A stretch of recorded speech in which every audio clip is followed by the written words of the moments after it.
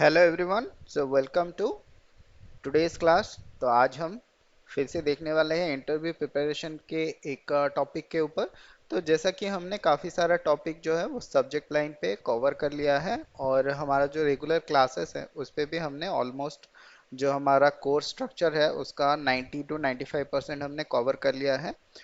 तो course complete करने के बाद जो सबसे मोस्ट इम्पोर्टेंट टॉपिक आता है वो आता है आप रिज्यूम कैसे बनाएं और आप इंटरव्यू के लिए कैसे प्रिपेयर हो। तो हम इस वीकेंड में यानी कि आज और कल में हम देखेंगे आप रिज्यूम कैसे बना सकते हैं और आप इंटरव्यू के लिए कैसे इंटरव्यू को शेड्यूल कर सकते हैं। तो इंटरव्यू ये दो पार्ट जो होता है हमारा मोस्ट इम्पोर्टेंट रहता है, उसके बाद ही जाके आपको इंटरव्यू के लिए प्रिपेयर होना है। तो जो सब्जेक्ट टॉपिक आता है वो बाद में आता है, जब भी आपका इंटरव्यू शेड्यूल हो जाए उसके बाद आता है। तो हमारा ये पहला दो टॉपिक जो है वो सबसे इम्पोर्टेंट है। पहला जो टॉपिक है वो है रिज्यूम बिल्डिंग। तो अगर आपका रिज्यूम सही से नहीं होगा, आपका जो रिज्यूम है अगर उसको आपने सही से नहीं बनाया होगा, तो वो रिक्रूटर को जब वो रिक्रूटर फिल्टर करेगा तो नॉर्मली कैसे काम करता है वो हम जानेंगे रिज्यूम बिल्डिंग के केस में। तो चलिए हम आज का क्लास शुरू करते हैं। आज का क्लास में हम जानेंगे रिज्यूम कैसे आप बना सकते हैं। तो बोथ फ्रेशर एंड एक्सपीरियंस लोगों के लिए हम देखेंगे रिज्यूम आप कैसे बिल्ड कर सकते हैं। कोई भी सैम्पल रिज्यूम हम यहाँ पे डिस्कस नहीं कर रहे हैं, एक रिज्यूम के अंदर क्या रहना चाहिए हम वो डिस्कस करेंगे। तो चलिए देखते हैं।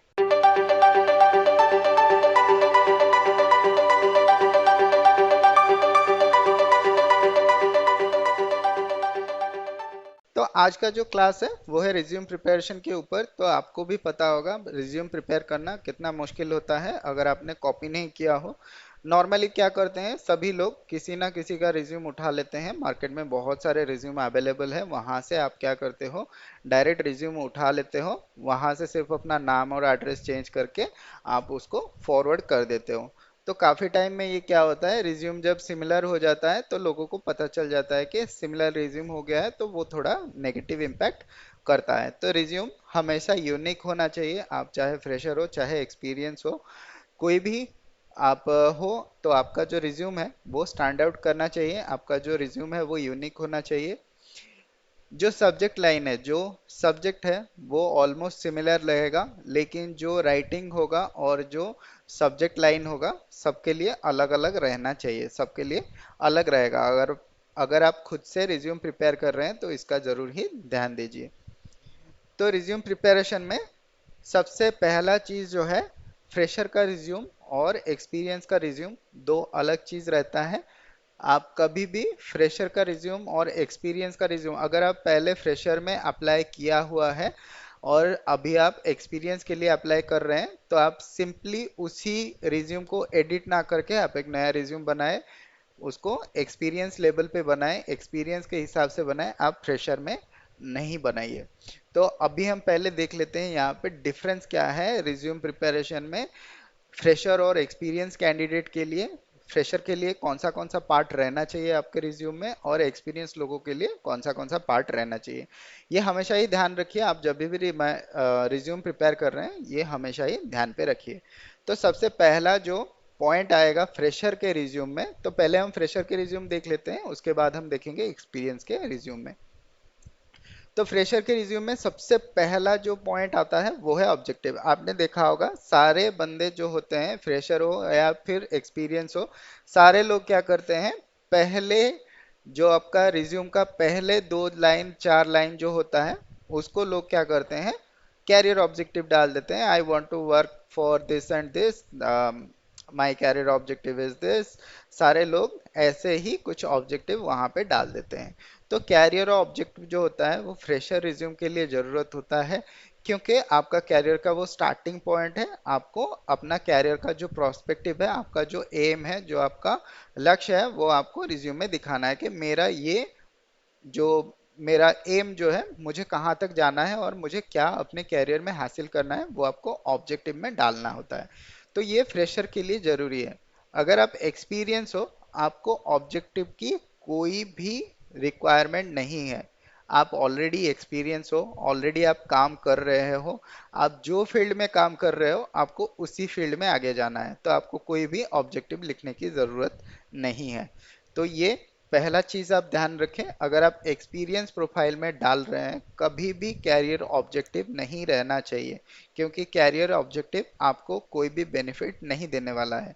रिज्यूम एक ऐसा चीज़ होता है, यहाँ पे हम अपना जो स्टोरी है उसको शॉर्ट में एक्सप्लेन करना चाहते हैं एचआर को, तो एचआर को जितना छोटे शब्दों में जितना जल्दी हो सके आप अगर समझा दोगे, और आपका जो सब्जेक्ट बॉडी जो रहेगा अगर आप उसको समझा दोगे तो आपका रिज्यूम शॉर्टलिस्ट होने में जल्दी हो जाएगा, इजी हो जाएगा। अगर आप रिज्यूम को लंबा करोगे जिसमें सब्जेक्ट बहुत ही ज्यादा हो, एचआर इतना टाइम नहीं होता है एचआर लोगों के पास के सारे चीज को उसको देखे। बस आपके रिज्यूम में जो है कुछ पॉइंट्स है, कुछ की पॉइंट्स है जो वहां पे रहना चाहिए, ताकि जब वो फिल्टर करें तब आपके रिज्यूम में वो पॉइंट या फिर कीवर्ड्स होना चाहिए। तो ये सबसे पहला सेक्शन हो गया फ्रेशर लोगों के लिए। अगर कोई फ्रेशर के लिए रिज्यूम बना रहा है वहां पे कैरियर ऑब्जेक्टिव डालिए। तो नेक्स्ट पॉइंट जो हो गया आपका वर्क एक्सपोजर। तो ऐसे भी काफी सारे लोग होंगे जो पूरे फ्रेशर नहीं होंगे, थोड़ा सा काम किया होगा। तो यहाँ पे आजकल जैसे कि आप लोगों को पता है कि काफी सारे जो लोग क्या करते हैं समर इंटर्नशिप लेते हैं, कुछ भी लेते हैं, 3 महीने का 6 महीने का इंटर्नशिप काफी सारे लोग लेते हैं, काफी सारे स्टूडेंट जो है वो लेते हैं। तो वो इंटर्नशिप को आप यहाँ पे वर्क एक्सपोजर में डाल सकते हैं कि आपने क्या काम किया है, कहाँ पे आपको कितना टाइम का एक्सपीरियंस है, आपने क्या क्या काम किया है, यहाँ पे आप डाल सकते हैं।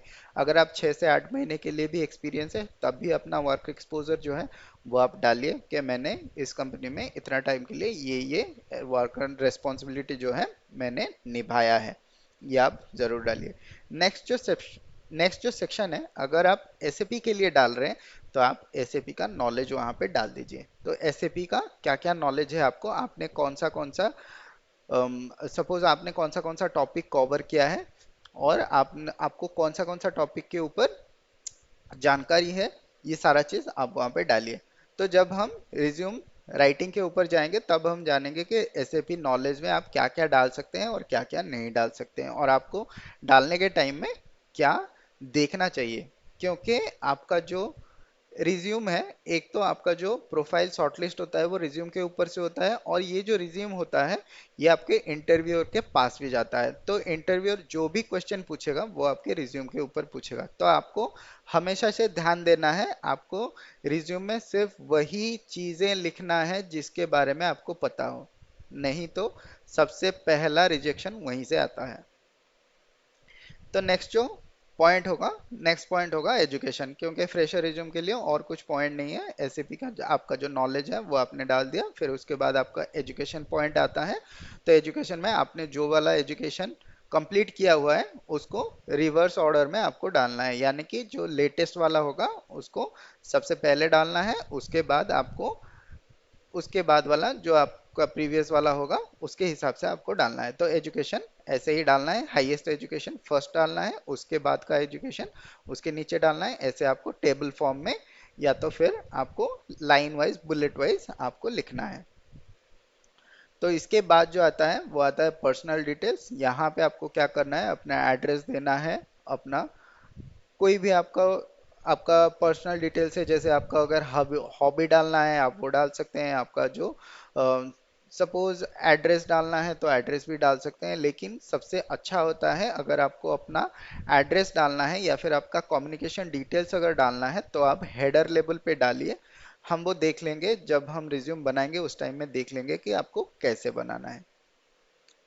तो ये बेसिकली था जो फ्रेशर का रिज्यूम होता है। और आखिरी सेक्शन जो होता है वहां पे डिक्लेरेशन रहता है। डिक्लेरेशन हमेशा ही रखिए, डिक्लेरेशन में हमेशा ही जो आपका सिग्नेचर और डेट डालना चाहिए वो आप जरूर ही डालें। तो ये बेसिकली होता है फ्रेशर रिज्यूम का कंटेंट, इतना ही होना चाहिए। तो नेक्स्ट जो आता है वो है एक्सपीरियंस वालों का रिज्यूम। तो एक्सपीरियंस वालों का रिज्यूम में सबसे पहला कंटेंट क्या आएगा, जैसे कि हमने बताया यहाँ पे आपको कैरियर ऑब्जेक्टिव नहीं डालना है, तो उसके बदले में आपको यहाँ पे डालना है समरी। तो समरी में नॉर्मली क्या आता है, समरी में आपको अपने काम के ऊपर जो भी आपने काम किया है उसका एक समरी, मतलब आपका जो रिज्यूम आप बना रहे हैं उस रिज्यूम का एक समरी आपको डालना है पहले सेक्शन में। तो जहाँ पे हमारा ऑब्जेक्टिव होता था, ऑब्जेक्टिव के बदले में यहाँ पे आपको समरी डालना रहेगा। समरी 8 से 10 लाइन का भी हो सकता है, कोई प्रॉब्लम नहीं है, आपके एक्सपीरियंस के ऊपर डिपेंड करता है आप कितना एक्सपीरियंस हो और कौन सा चीज़ आपके लिए इम्पोर्टेंट है, जो आपको लग रहा है कि इंटरव्यू के प्रोस्पेक्टिव से आपको रहना चाहिए, तो आप वहाँ पे समरी पे डाल सकते हो। तो समरी के बाद आता है आपका वर्क एक्सपीरियंस। तो समरी खत्म होने के बाद आप अपना वर्क एक्सपीरियंस डालें। वर्क एक्सपीरियंस भी सेम जैसे आपने एजुकेशन डाला होगा, जैसे हमने फ्रेशर रिज्यूम के लिए बताया था कि एजुकेशन आपको डालना है, तो एजुकेशन के हिसाब से ही आपको वर्क एक्सपीरियंस भी वैसे ही रिवर्स ऑर्डर में डालना है। रिवर्स ऑर्डर यानी कि आपका जो लेटेस्ट, मतलब अभी जहाँ पे काम कर रहे हैं वो सबसे पहले में आना चाहिए, और उसके बाद वाला जो है उसको आप उसके हिसाब से उसके बाद उसको मेंशन कर सकते हैं। तो नेक्स्ट जो रहेगा, वर्क एक्सपीरियंस के बाद आपको एजुकेशन डालना है।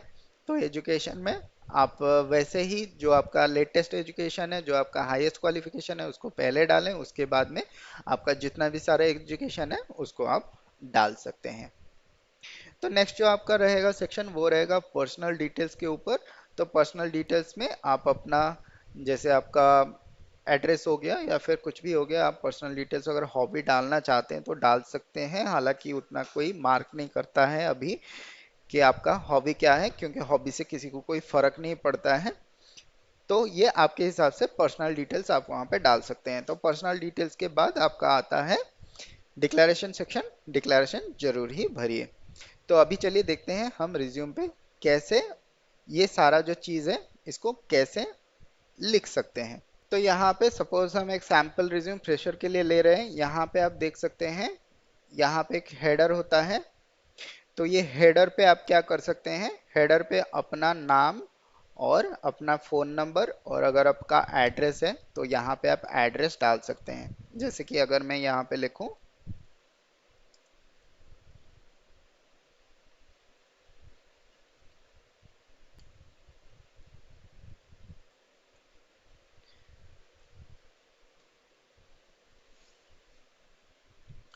तो अगर आपको यहाँ पे नाम और, अगर आप फ्रेशर हैं तो आप यहाँ पे नाम और नंबर लिख लें, ताकि जो इंटरव्यूअर रहे, इंटरव्यूअर को ढूंढना ना पड़े कि आपको आपको कैसे कांटेक्ट किया जाए।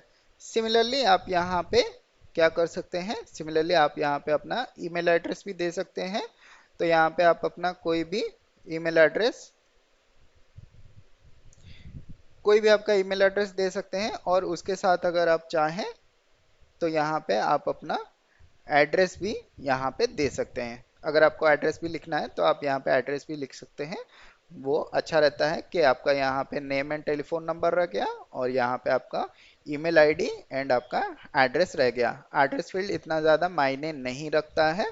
तो यहाँ पे जो बेसिक चीज़ है, आपका नेम, ईमेल आईडी और फ़ोन नंबर सबसे टॉप में होना चाहिए, ताकि जब इंटरव्यूअर, जब एचआर यहाँ पे शॉर्टलिस्ट करे तो उसको पता रहना चाहिए कि कैसे कांटेक्ट करना है। और ये जो चीज़ें यहाँ पे आपको अपडेटेड नंबर रहना, अपडेटेड नंबर देना चाहिए। जो अपडेटेड नंबर आपके पास हमेशा के लिए होता है और जिस पे नेटवर्क बना रहता है, वही वाला आप यहाँ पे नंबर दीजिए, और ये ईमेल आईडी जो अभी आप दे रहे हैं वहाँ पे उसको चेक कीजिए। तो ये हो गया हमारा हेडर सेक्शन। यहाँ पे ये वाला आपको देना चाहिए। तो ये हमेशा हेडर में अगर आपको दे दोगे तो सबसे बेहतर रहता है। अगर आपका name and address and mobile number, ये सारा जो चीज़ है, जैसे कि अगर आप एक्सपीरियंस हो तो एक्सपीरियंस के लिए यहाँ पे एड्रेस भी आप दे सकते हो, और यहाँ पे अगर आप एक्सपीरियंस है तो यहाँ पे आप अपना डेजिग्नेशन या फिर प्रोफाइल भी लिख सकते हैं। तो वो एक्सपीरियंस के सेक्शन में हम देखेंगे कैसे लिखते हैं। तो यहाँ पे हमारा फ्रेशर के लिए बन गया है। तो यहाँ पे सबसे पहले हमको क्या देना है, यहाँ पे एक हेडिंग देना है। तो या तो आप यहाँ पे खाली रिज्यूम लिख सकते हैं, या फिर रिज्यूम फॉर एसएपी एमएम आप लिख सकते हैं। ये आपके ऊपर डिपेंड करता है। अगर आप फ्रेशर हैं तो इसमें सबसे बेहतर रहेगा आप यहाँ पे रिज्यूम ही लिख दें।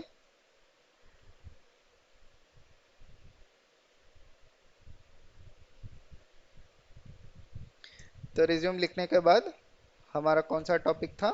हमारा टॉपिक था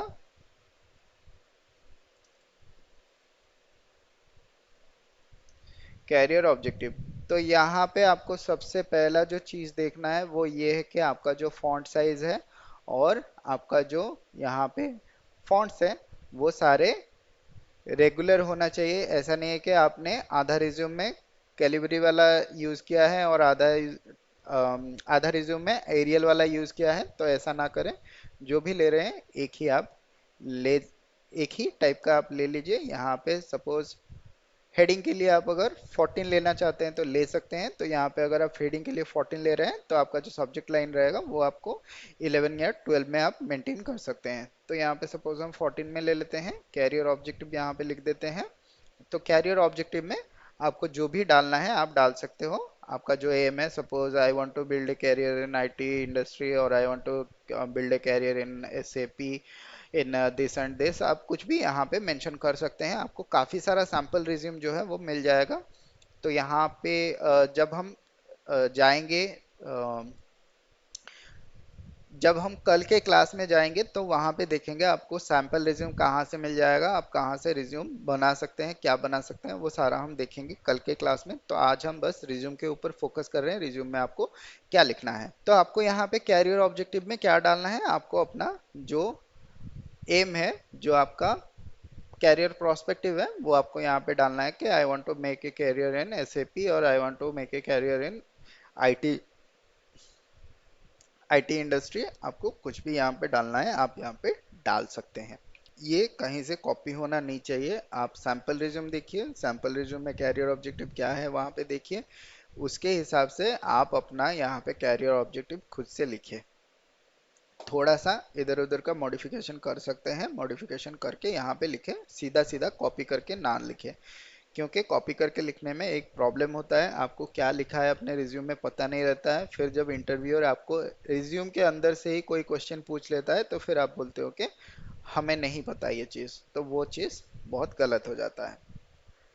तो पहला चीज़ हो गया कैरियर ऑब्जेक्टिव। आपको यहाँ पे जो भी डालना है आप यहाँ पे डाल सकते हो। आई वांट टू बिल्ड,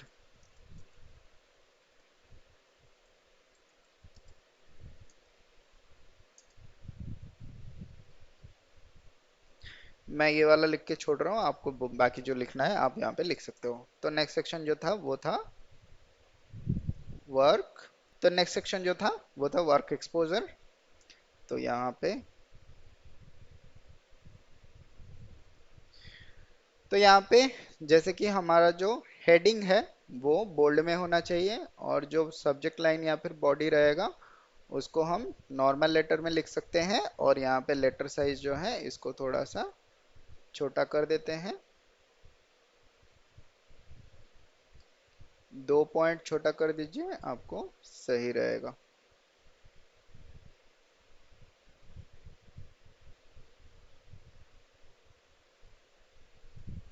तो नेक्स्ट जो है वर्क एक्सपोजर है। वर्क एक्सपोजर में आपको क्या लिखना है, वर्क एक्सपोजर में आई हैव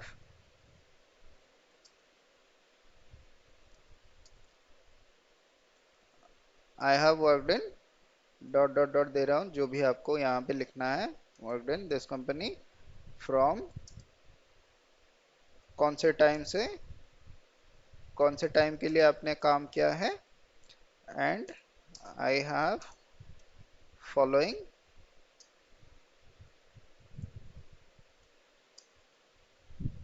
रेस्पॉन्सिबिलिटीज।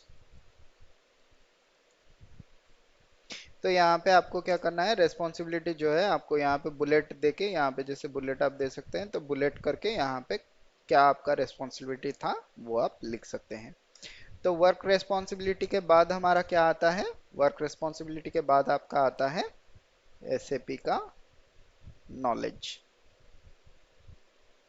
तो एसएपी का नॉलेज में क्या आता है, आपने जो कोर्स पढ़ा है, जो आपको सीखा है, वो सारा चीज़ आप यहाँ पे डाल सकते हैं। तो आपको क्या क्या चीज़ें डालना है और क्या क्या चीज़ें नहीं डालना है।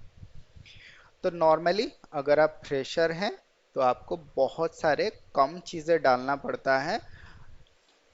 अगर आप फ्रेशर हो ये नहीं है कि आपने जो भी सीखा है सारा कुछ इसमें डाल दें। तो यहाँ पे आपको एसएपी नॉलेज में क्या डालना है? नॉलेज में आप जो सेक्शन के ऊपर पूरा स्ट्रांग हो, जैसे हमारा काफी सारे सेक्शंस होते हैं, जैसे जैसे परचेजिंग हो गया, इन्वेंट्री हो गया, इनवॉइस वेरिफिकेशन हो गया, या फिर जो हमारा स्पेशल टाइप का प्रोक्योरमेंट हो गया, वो सारे में आपको जो वाला फील्ड आप सबसे स्ट्रांग हो उसको आपको डालना है having very good knowledge in. Having very good knowledge in आप यहाँ पे डाल सकते हो, क्योंकि आपको पता है आपने काम नहीं किया है, आपको नॉलेज बहुत अच्छा है। इसका ये मतलब होता है आपको बहुत अच्छा नॉलेज है लेकिन आपने कोई काम नहीं किया है। नेक्स्ट जो आपको डालना है वो आपको डालना है क्या? गुड एक्सपोजर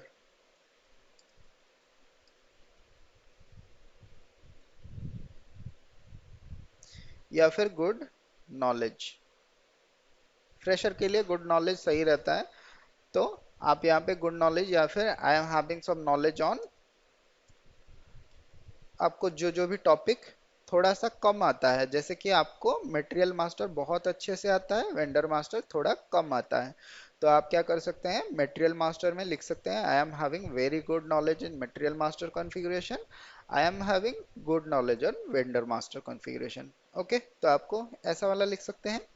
नेक्स्ट जो है, आपको जो इंटीग्रेशन पार्ट है या फिर कोई टॉपिक हो गया जिसके बारे में आपने प्रिपरेशन तो किया है, आपने पढ़ा तो है, लेकिन आप उसके ऊपर इतना ज़्यादा कॉन्फिडेंट नहीं हो, तो आपको क्या ले तो आपको उसके हिसाब से क्या लिखना है? बेसिक अंडरस्टैंडिंग ऑन, जो भी टॉपिक आपको डालना है वो आप यहाँ पे डाल सकते हो, basic understanding on this this this topic. ये बताने का रीजन क्या है? आपको सारा जो टॉपिक है यहाँ पे कवर हो जाएगा, ऑलमोस्ट आपको यहाँ पे 60 to 70% का टॉपिक जो है आप कवर कर सकते हैं। सपोज मुझे पीओ बनाना आता है, पीआर बनाना आता है, जीआर बनाना आता है, आईआर बनाना आता है, वो मैं सारा कुछ जो है वो मैं डाल दूंगा गुड नॉलेज के ऊपर। नेक्स्ट जो है, मुझे क्या है, मुझे कॉन्फ़िगरेशन, मुझे प्राइसिंग प्रोसीजर के बारे में पता है, मुझे अकाउंट डिटर्मिनेशन के बारे में पता है, तो मैं यहाँ पे लिख सकता हूँ having good knowledge on pricing procedure and account determination. तो मुझे जो हमारा जैसे प्रोसेस हो गया, हम मुझे थर्ड पार्टी प्रोसेस पता नहीं है, ज़्यादा पता नहीं मुझे, मतलब थर्ड पार्टी प्रोसेस मैंने किया तो है, मैंने पढ़ा तो है, लेकिन मुझे उसके ऊपर इतना ज़्यादा कॉन्फिडेंस नहीं है, तो मैं यहाँ पे क्या लिखूंगा, having basic understanding on third party procedure और थर्ड पार्टी सिनारियो। और आप कुछ भी यहाँ पे लिख सकते हैं, जैसे आप अम, यहाँ पे लिख सकते हैं I have basic understanding on pricing procedure भी आप लिख सकते हैं, क्योंकि मुझे प्राइसिंग प्रोसीजर के बारे में पता है लेकिन मुझे इतना अच्छा नॉलेज नहीं है। तो इससे क्या अच्छा हो जाएगा और इससे आपको क्या फायदा मिलेगा? तो बेसिकली इससे क्या होगा, आपको काफी सारे टॉपिक जो है वो कवर हो जाएगा, लेकिन आपके हिसाब से यहाँ पे जो आपने वेरी गुड नॉलेज जिसमें डाला है, इंटरव्यूअर सबसे पहले क्वेश्चन जो है उसी पे पूछेगा। तो अगर आपने उसका आंसर सही से दे दिया तो आपका टॉपिक जो है वो कंटेंट हो जाएगा इस पहले लाइन के ऊपर। तो अगर आपने P R, P O, G R, I R के बारे में बात कर लिया, तो नॉर्मली हमारा 40 to 45 मिनट्स का कोई भी इंटरव्यू होता है, फ्रेशर हो या एक्सपीरियंस हो, 40 to 45 मिनट्स का मैक्सिमम होता है। तो वहाँ पे आपको 2 से 5 मिनट लगेगा इंट्रोडक्शन के लिए, और 5 से 10 मिनट लगेगा आपको जो राउंड अप करने के लिए, यानी कि जो कंप्लीशन का प्रोसेस होता है, जो एंडिंग टाइम होता है, वो 5 से 10 मिनट के लिए लगेगा। तो बीच में जो 30 मिनट का टाइम होता है, 30 मिनट से अगर आपका 20 to सपोज 15 to 20 मिनट्स अगर आपने इस पे निकाल दिया, अगर इस टॉपिक के ऊपर निकाल दिया, तो रेस्ट जो 5-10 मिनट का रहेगा उस पे अगर आपको नेक्स्ट टॉपिक के ऊपर से क्वेश्चन आता है जिसके बारे में आपने प्रिपेयर नहीं किया है, तो एक दो क्वेश्चन अगर आपको कोई भी नहीं आता है या फिर कोई प्रॉब्लम होता है, तो उससे इतना ज़्यादा कोई फर्क नहीं पड़ता है, क्योंकि आपने स्टार्टिंग जो है बहुत ही अच्छा परफॉर्म किया है।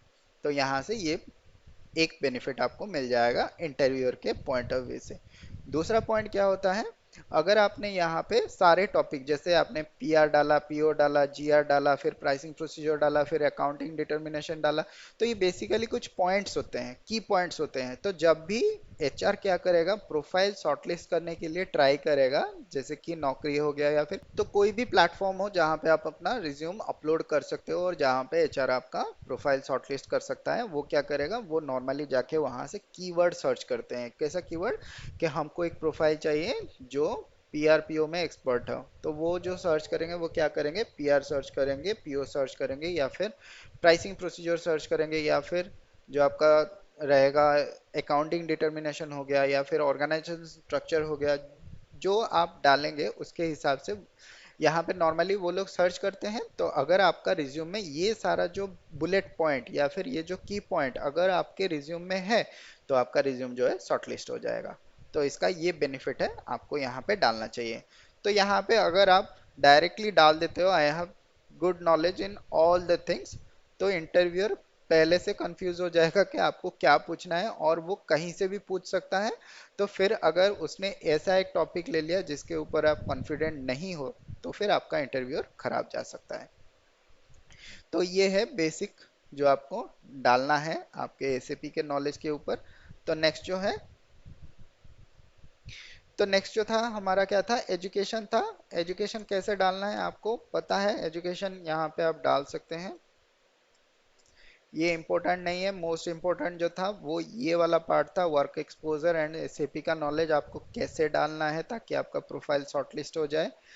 तो यहाँ पे एजुकेशन एंड पर्सनल डिटेल्स में, पर्सनल डिटेल्स में कोई भी बड़ी बात नहीं है, आप एजुकेशन अपना डाल सकते हैं कैसे भी करके। पर्सनल डिटेल्स में ज़्यादा नहीं, यहाँ पे आप अपना एड्रेस डाल दें और आप अपना जैसे नेशनलिटी होता है या फिर जेंडर होता है आप अपना डालना चाहते हैं तो यहाँ पे डाल सकते हैं। इंटरेस्ट अगर आप डालना चाहते हैं तो यहाँ पे डाल सकते हैं, फ्रेशर के लिए अच्छा है। अगर आप अच्छा हॉबीज या फिर इंटरेस्ट डाल रहे हैं वो अच्छा है। और यहाँ पे कोई भी जैसे आप अपना फादर्स नेम मदर्स नेम ना ही डाले तो ही अच्छा है, क्योंकि रिज्यूम आप कहीं पे भी अपलोड करते हो आपको यहाँ से कोई भी यहाँ इसको डाउनलोड कर लेता है। तो मदर्स इंफॉर्मेशन जो होता है वो काफ़ी इम्पोर्टेंट इंफॉर्मेशन रहता है। और अभी के टाइम में जैसा काफ़ी सारा साइबर क्राइम साइबर फ्रॉड हो रहा है, मदर्स नेम काफ़ी सारे जगह पे जो रहता है सिक्योरिटी क्वेश्चन रहता है, तो इसके लिए मदर्स नेम कहीं पे भी पर्सनल डिटेल्स में ना दे। जो आप जब भी कंपनी में ज्वाइन करेंगे, कंपनी में अगर आप ज्वाइन करते हैं वहाँ पे आपको जो पोर्टल मिलेगा वहाँ पे आपका फैमिली डिटेल्स एंटर करने के लिए रहेगा, आप वहाँ पे दें। अदरवाइज आप अपने रिज्यूम में मदर्स नेम कभी भी मत लिखिए। यहाँ पे पैन नंबर, आधार नंबर, कोई भी नंबर नहीं देना है। पर्सनल डिटेल्स में आपको लग रहा होगा ये डिटेल्स भी देना है। पासपोर्ट नंबर भी नहीं देना है, कुछ भी यहाँ पे आपको नहीं देना है पर्सनल डिटेल्स पे। अगर आपको इंटरव्यूअर पर्सनली आपको पूछता है कि आपके पास पासपोर्ट है तो आप उसको पासपोर्ट भेज सकते हैं ऑन ईमेल। नहीं तो आप कोई भी कंसल्टेंसी को कोई भी रिज्यूम कहीं पे भी अपडेट कर रहे हैं, रिज्यूम के अंदर ये वाले पॉइंट्स जो हैं वो नहीं रहना चाहिए। आपका मदर्स नेम नहीं रहना चाहिए, आधार कार्ड पैन कार्ड नंबर या फिर आपका पासपोर्ट नंबर नहीं रहना चाहिए, इसका कोई भी मिसयूज कर सकता है। तो ये था बेसिकली फ्रेशर के लिए रिज्यूम, फ्रेशर के लिए आप कैसे बना सकते हैं। और इसके बाद आप क्या कर सकते हैं, एक डिक्लेरेशन आपको लिखना है। Declaration, I declare that above information are correct as per my knowledge, इतना आपको लिखना है और नीचे आपको सिग्नेचर करना है। बस ये हो गया आपका रिज्यूम का प्रोसेस। आपको अगर सैम्पल रिज्यूम चाहिए तो आप नौकरी के प्रोफाइल से जाके, नौकरी से जाके सैम्पल रिज्यूम निकाल सकते हैं। कल के क्लास में हम देखेंगे कहाँ से आप सैम्पल रिज्यूम निकाल सकते हैं, कैसे निकाल सकते हैं आप रिलेवेंट रिज्यूम आपके रेफरेंस के लिए। कॉपी मत करिए, रेफरेंस के लिए आप ले सकते हैं, क्या लिखा है एक आइडिया लेने के लिए आप ले सकते हैं। तो चलिए हम देखते हैं कि एक्सपीरियंस वाले रिज्यूम में आप क्या लिख सकते हैं। तो यहाँ पे एक्सपीरियंस रिज्यूम में सबसे पहले आप हेडर में अपना कॉन्टैक्ट डिटेल्स आप यहाँ पे डाल सकते हैं, जैसे कि यहाँ पे एड्रेस हो गया, फिजिकल एड्रेस हो गया, और आपका ईमेल एड्रेस हो गया। देन आपका यहाँ पे फ़ोन नंबर हो गया। ये सारा चीज़ आप हेडर में डाल दीजिए ताकि आपको आपका जो एचआर है उसको आपको कांटेक्ट करने के लिए इजी रहेगा। आप इसको पर्सनल सेक्शन में ना रखें। यहाँ पे सीधा सीधा एड्रेस, ईमेल और फ़ोन नंबर सीधा सीधा यहाँ पे हेडर में होना चाहिए। जब पहला आपका रिज्यूम डाउनलोड करेगा आपका एचआर, सीधा आपको उसको यहाँ पे दिखना चाहिए ताकि डायरेक्टली वो कांटेक्ट कर ले। नेक्स्ट जो है, आपको यहाँ पे रिज्यूम वगैरह कुछ नहीं लिखना है, सबको पता है आप रिज्यूम ही भेज रहे हैं। तो यहाँ पे सीधा सीधा आप हेडिंग यहाँ पे देख सकते हैं। आप अपना नाम लिख लीजिए।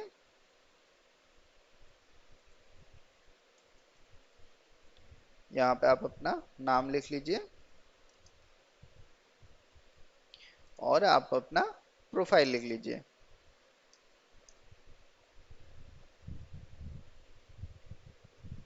इसको आप इस सेक्शन में रख सकते हैं। इसको थोड़ा बोल्ड कर दीजिए, अंडरलाइन कर लीजिए, आपकी मर्जी कैसे भी आप कर सकते हैं। और इसको आप अगर चाहें तो यहाँ पे कलर भी चेंज कर सकते हैं। तो यहाँ पे सीधा सीधा जो है, पहला आपका एचआर जब रिज्यूम डाउनलोड करेगा तो सीधा उसको एड्रेस मिलना चाहिए और प्रोफाइल का नाम मिलना चाहिए। आप कौन से प्रोफाइल में काम करते हो, आपका नाम क्या है। तो सीधा सीधा आपको यहाँ पे अपना नाम लिखना है, अपना प्रोफाइल लिखना है, या तो आप इसको ब्रैकेट में भी लिख सकते हैं। और यहाँ पे आपको कोई भी रिज्यूम, सीवी, बायोडाटा कुछ भी नहीं लिखना है। फर्स्ट पॉइंट हमारा क्या था, समरी। सीधा आपको यहाँ पे समरी लिखना है। समरी में आपको क्या लिखना है, समरी में सबसे पहला लाइन जो है आपका एक्सपीरियंस होना चाहिए।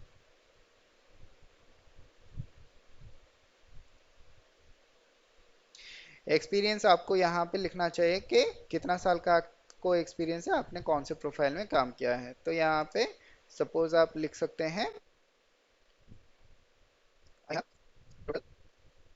जितना भी आप यहाँ पे लिखना चाहते हैं लिख सकते हैं।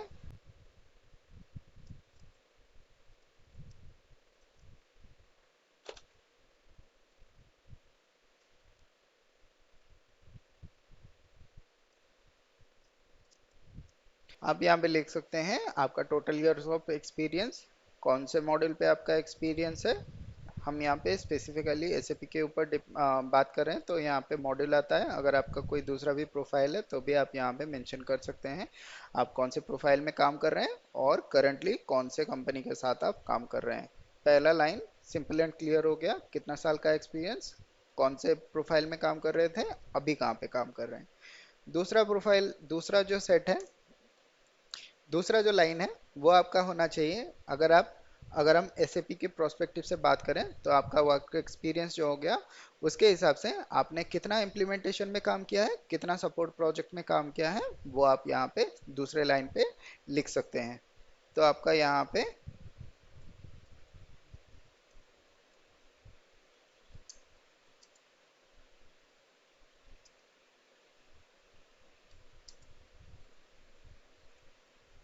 कितना आपने इम्प्लीमेंटेशन और सपोर्ट प्रोजेक्ट में काम किया है वो आप यहाँ पे लिख सकते हैं। नेक्स्ट जो होगा, आपने कौन से एरिया पे काम किया है, आपके वर्क एक्सपीरियंस के ऊपर आप यहाँ पे लिख सकते हैं कितना आपने काम किया है, कौन से एरिया के ऊपर आपने यहाँ पे काम किया है, आप यहाँ पे लिख सकते हैं। लास्ट में अगर आपने कोई ट्रेनिंग ऐसा किया है, जैसे कि अगर आपने एसएपी का सर्टिफिकेशन किया है या फिर आपने हैना के ऊपर कोई कोर्स किया हुआ है, एस फोर हैना का आपको कोई नॉलेज है जिसके लिए आपको बेनिफिट मिल सकता है। जैसे अभी हैना का बहुत ज़्यादा डिमांड है, तो अगर आप अपने रिज्यूम में उसको इंक्लूड करते हैं एट एनी मीन्स तो वो आपको हेल्प करेगा। तो अगर आपने कोई भी ट्रेनिंग लिया है, कोई फ्री कोर्स किया है, कोई सर्टिफिकेशन किया है आप, या फिर कहीं पे काम किया है, तो वो आप ज़रूर यहाँ पे लिख सकते हैं। मतलब काम को छोड़ के अगर आपने कोई भी एक्सपीरियंस है, जैसे आपने ट्रेनिंग लिया हो, कोर्स किया हो या फिर कहीं से सीखा हो, तो वो आप यहाँ पे लिख सकते हैं कि मैंने एस फोर हाना के ऊपर मेरा इतना नॉलेज है, मैंने यहाँ पे ट्रेनिंग लिया है, या फिर आप कुछ भी लिख सकते हैं। तो ये बेसिकली हो गया समरी पार्ट। आप यहाँ पे 5 से 7 लाइन लिख सकते हैं, 7 से 10 लाइन भी लिख सकते हैं, आपके एक्सपीरियंस के ऊपर डिपेंड करता है आपको कितना एक्सपीरियंस है, आप उसके ऊपर यहाँ पे लिख सकते हैं। तो समरी के बाद नेक्स्ट हमारा आता है क्या, वर्क एक्सपीरियंस।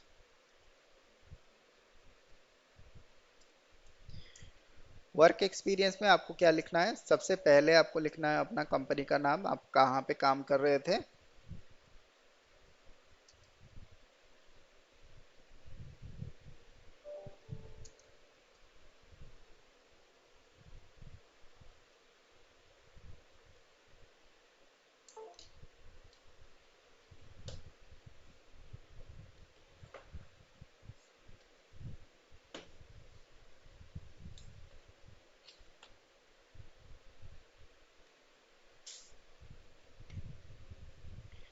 तो वर्क एक्सपीरियंस में सबसे आपको पहले लिखना है कंपनी नेम लिखना है। फिर कंपनी के अंदर आपने जितना सारा प्रोजेक्ट किया हुआ है वो प्रोजेक्ट एक्सपीरियंस आपको लिखना है। तो यहाँ पे वर्क एक्सपीरियंस में सबसे पहले कंपनी रहेगा, कंपनी के अंदर आपने जितना प्रोजेक्ट किया हुआ है वो सारा कुछ रहेगा। तो ये कंपनी भी आप कैसे लिख सकते हैं, लेटेस्ट वाला, मतलब अभी जिस कंपनी में काम कर रहे हैं वो वर्क एक्सपीरियंस जो है सबसे पहले रहना चाहिए, और उसके बाद का जो कंपनीज है वो उसके बाद रहेगा।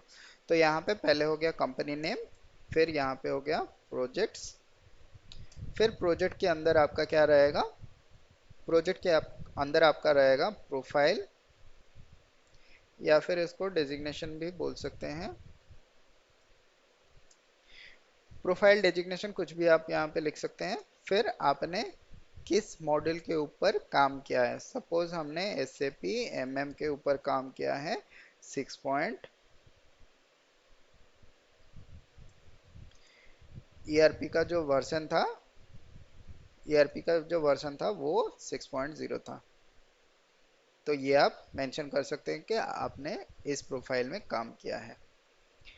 नेक्स्ट जो है, आप यहाँ पे क्या लिख सकते हैं, अगर आपको ज़्यादा एक्सपीरियंस नहीं है, आपको एक से दो कंपनी का, एक से दो प्रोजेक्ट का एक्सपीरियंस है, तो आप यहाँ पे जो कंपनी के लिए आप काम कर रहे हो या फिर जो प्रोजेक्ट के लिए, जो क्लाइंट के लिए आप काम कर रहे हो, क्लाइंट के बारे में थोड़ा कुछ लिख सकते हैं कि मैंने जो क्लाइंट के लिए काम किया था। सपोज आप किसके लिए काम कर रहे हो, सपोज आप जो है काम कर रहे हो, कोई मैन्युफैक्चरिंग इंडस्ट्री है, सपोज हीरो होंडा के लिए काम कर रहे हो या मारुति के लिए काम कर रहे हो या फिर कोई भी कंपनी के लिए आप काम कर रहे हो, तो वहां पे आप लिख सकते हैं कि हीरो होंडा का जो कंपनी है वो इस पे काम करता है, और उसका जो कुछ भी कंपनी का थोड़ा एक दो लाइन आप वहां पे लिख सकते हो। नेक्स्ट जो आता है वो आता है रोल्स एंड रेस्पॉन्सिबिलिटी।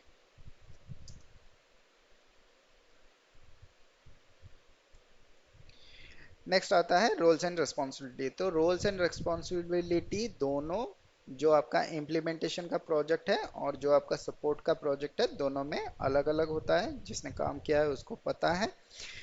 तो रोल्स एंड रिस्पॉन्सिबिलिटी आप अपने हिसाब से लिखें, और वहाँ पे आप अपना जो ट्रेनिंग जो भी आपने कंप्लीट किया है, जैसे सॉफ्ट स्किल होता है, जैसे आपका प्रोजेक्ट रिलेटेड कोई भी ट्रेनिंग होता है, आपका कैरियर रिलेटेड कोई भी ट्रेनिंग होता है, वो आप वहाँ पे मेंशन कर दीजिए कि मैंने ये वाला ट्रेनिंग लिया है।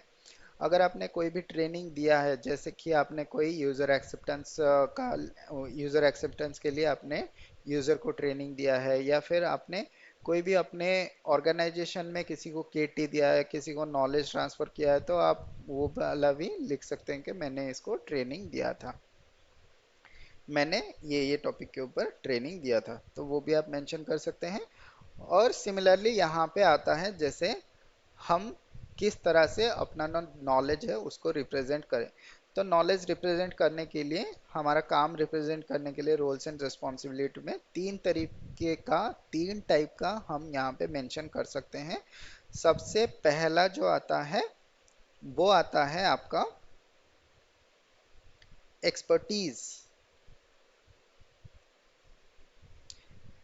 एक्सपर्टीज या फिर एक्सपर्टाइज जो आता है, एक्सपर्टाइज मतलब आपको इस टॉपिक के बारे में सब कुछ पता है, आपको इंटरव्यू कुछ भी पूछेगा आप इस पे बता सकते हैं। तो ये वाला जो टॉपिक है ये सबसे पहले आपका रहना चाहिए।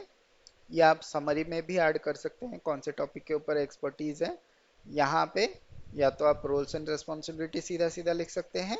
तो अगर आप यहाँ पे सीधा सीधा रोल्स एंड रिस्पॉन्सिबिलिटी लिख रहे हैं कि आपको क्या क्या काम था, जैसे यहाँ पे आपने क्या किया है, डेली आपने बैच जॉब मॉनिटर किया है, डेली आपने कोई CR प्रोसेस हैंडल किया है, कोई SR प्रोसेस हैंडल किया है, टिकट्स हैंडल किया है, और आपने कौन सा वाला टिकटिंग टूल यूज़ किया है, वो सारा जो डिटेल्स है वो आप रोल्स एंड रिस्पॉन्सिबिलिटी में डाल सकते हैं। आपका स्कोप क्या था, क्या क्या आपका कस्टमर का जो डिलीवरेबल्स था वो क्या था, और आपने क्या मेंशन, आपने क्या वहाँ पे हासिल किया है, वो सारा चीज़ आप यहाँ पे अचीवमेंट जो था वो सारा कुछ आप यहाँ पे मेंशन कर सकते हैं। तो हम यहाँ पे सपोज समरी में थोड़ा हम यहाँ पे ऐड कर लेते हैं। तो समरी में सपोज आपको क्या डालना है, आपको तीन कैटेगरी के यहाँ पे फील्ड्स डालना है। एक तो पहले होता है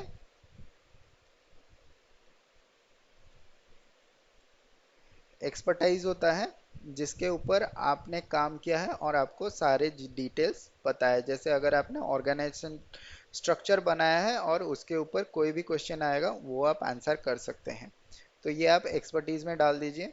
दूसरा जो होता है वो होता है गुड,